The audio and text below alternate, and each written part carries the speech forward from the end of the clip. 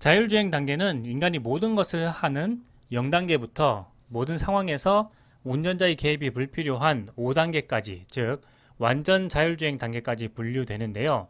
일론 머스크가 말한 중간 4단계는 정해진 구역 내 자율주행이 가능한 수준으로 이해하시면 될 것 같습니다. 현재에도 구글 웨이모와 GM 크루즈가 로보택시 서비스를 정해진 구간에서 시행하고 있기 때문에 개인적으로는 이러한 단계를 4단계로 이해해도 될 것 같다고 생각합니다. 아직까지 구글 웨이모와 GM 크루즈가 현실 도로에서 많이 헤매고 있기 때문에 테슬라의 FSD 기반의 자율주행과 로보택시 서비스가 같은 도로에 나오게 된다면 기술력 차이를 확실하게 보여줄 수 있을 것으로 기대됩니다. 일론 머스크가 처음으로 완전 자율주행 기술을 언급한 것은 2014년이었습니다. 당시 몇 년 안에 자율주행 기술을 완성할 수 있을 것이라고 했는데요. 벌써 9년이라는 시간이 흐르면서 일론 머스크를 사기꾼이라고 비판하는 사람도 많았습니다. 한때는 완전 자율주행 기술에 대한 사기 혐의로 테슬라 주주들로부터 피소를 당하기도 했는데요. 지금 생각해보면 일론 머스크가 참 힘든 시간을 견디면서 어려운 일을 하나씩 잘 헤쳐나온 것 같습니다. 일론 머스크는 인공지능을 현실에서 적용하는데 큰 어려움을 겪었다고 고백하면서 자율주행의 기술적 어려움에 대해서 이야기했는데요. 이제는 상당 부분 현실 인공지능 문제를 해결하게 되면서 FSD가 완성 단계에 가까웠다는 판단을 하게 된 것 같습니다. 그리고 나서 아주 중요한 이야기를 했는데요. 일론 머스크는 테슬라가 자율주행 기술을 다른 기업과 공유하는 것에 대해 생각하고 있고, 자율주행 기술은 세대를 뛰어넘어서 자동차 사용량을 크게 늘릴 수 있는 기술이라고 했습니다. 최근 테슬라는 전기차 충전소인 슈퍼차저를 다른 자동차 회사에게도 개방하기 시작했습니다. 포드, 폭스바겐, GM, 리비안과 같은 많은 업체들도 모두 테슬라의 충전 표준인 NACS를 사용하고 차세대 차량에도 충전 포트를 설치하겠다고 했습니다. 테슬라의 충전 표준으로 모두가 모여든 것인데요. 댄 아이브스는 테슬라의 슈퍼차저는 시작일 뿐이고 앞으로는 테슬라 배터리와 자율주행이 뒤를 이을 것이라고 했습니다.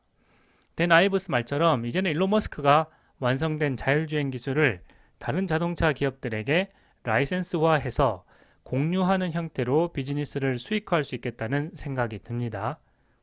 자율주행 기술이 전기차에 더해지게 되면 자동차 이용 시간이 늘어나면서 자동차의 가치가 올라간다는 것이 일론 머스크의 생각이었습니다.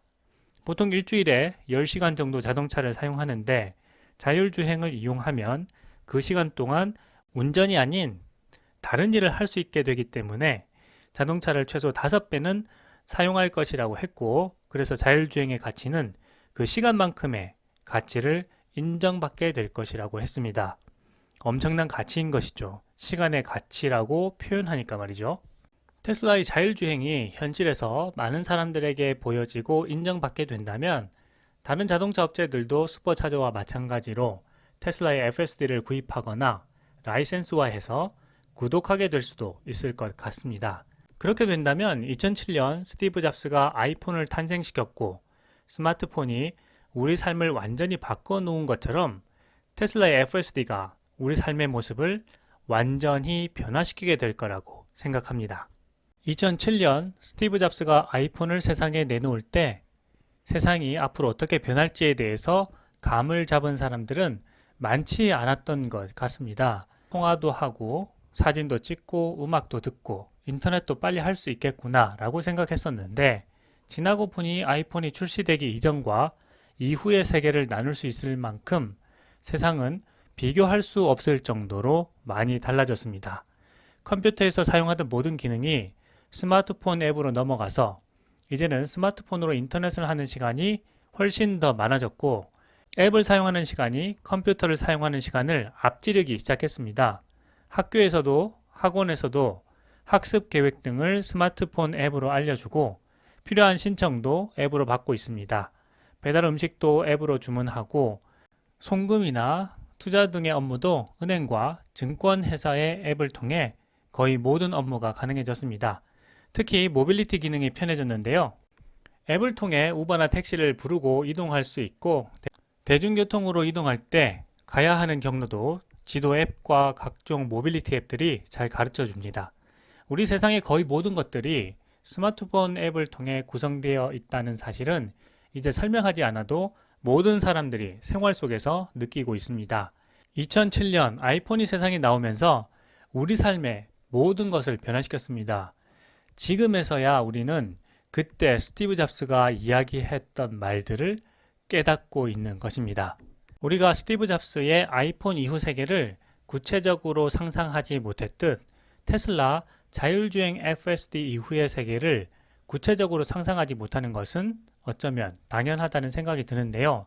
그 때문에 FSD의 제대로 된 가치를 판단하지 못하고 있다는 생각도 듭니다. 제레미 리프킨이 말한 인류 문명을 발전시킨 세 가지 요소는 바로 전력과 커뮤니케이션 그리고 모빌리티였습니다.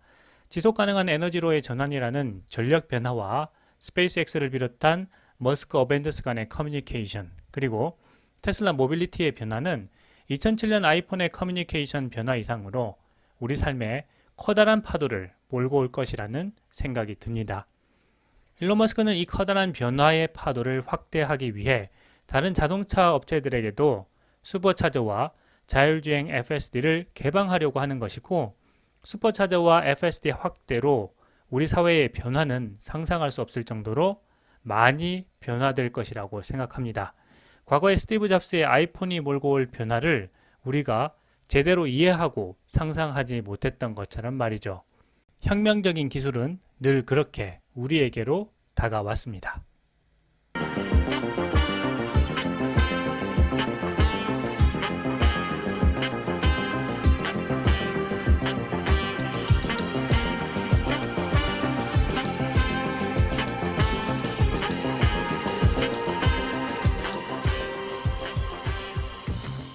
웨드부시의 애널리스트인 댄 아이브스는 테슬라의 성공에 대해 극찬을 아끼지 않았는데요.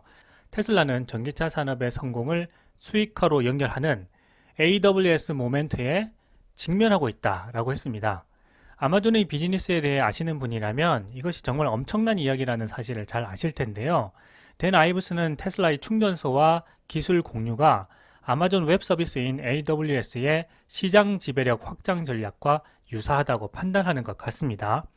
댄 아이브스는 테슬라가 전기차 충전 인프라와 기술에 대한 액세스 권리 판매를 시작했다라고 평가했는데요. 이것은 AWS식 성공 방식과 유사하다고 본 것입니다. 아마존 웹 서비스는 오늘날에는 일반적인 클라우드 컴퓨팅 플랫폼을 타사에 제공하고 수익을 올리는 비즈니스입니다.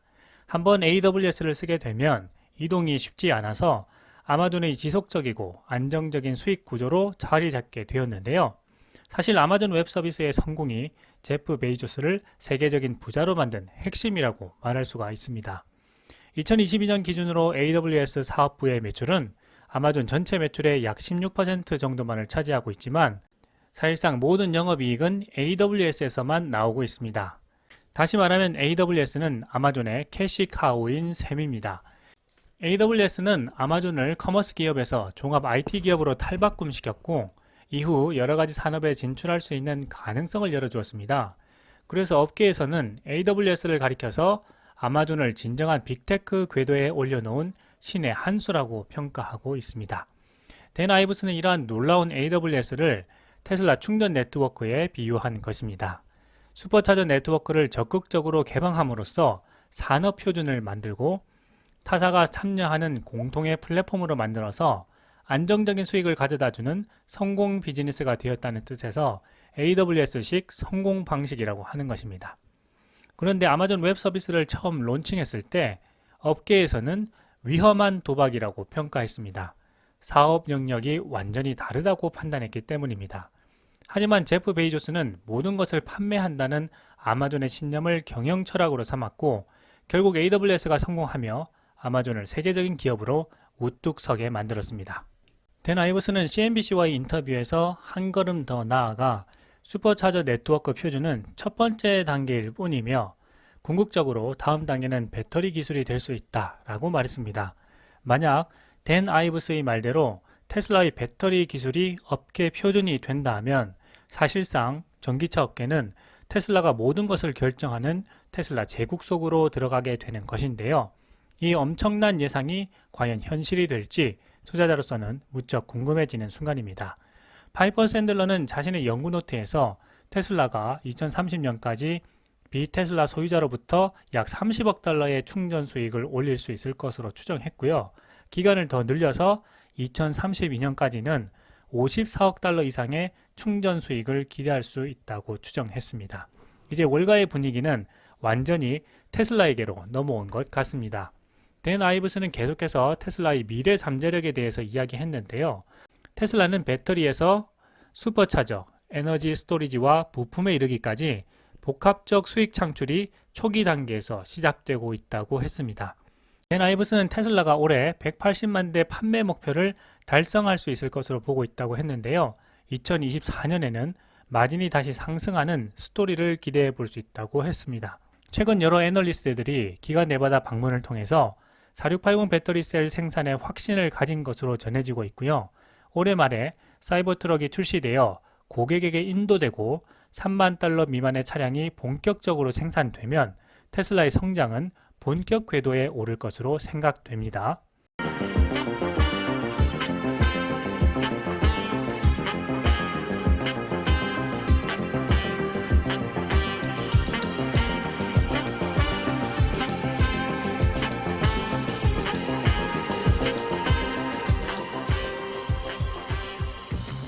테슬라는 도로를 달리는 수백만 대의 테슬라 차량으로부터 하루에도 엄청난 데이터를 수집하고 있는데요.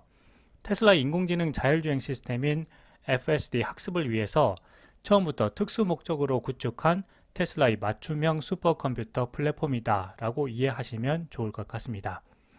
테슬라는 이미 세계에서 가장 강력한 엔비디아 GPU 기반의 대형 슈퍼컴퓨터를 보유하고 있지만 새로운 도조 슈퍼컴퓨터는 테슬라가 직접 설계한 칩과 인프라를 사용한다는 점이 다릅니다.